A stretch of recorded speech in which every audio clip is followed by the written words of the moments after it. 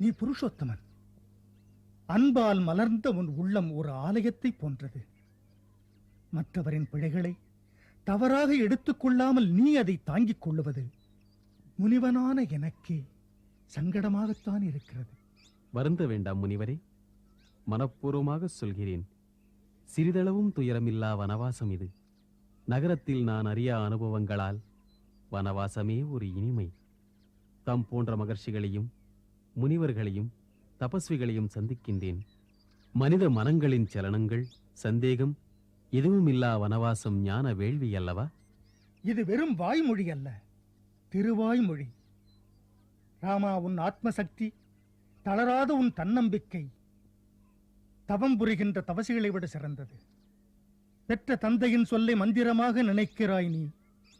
ஆரிய நாட்டினர் நெஞ்சில் நீ ஏற்ற லட்சியங்கள் என்றும் ஒரு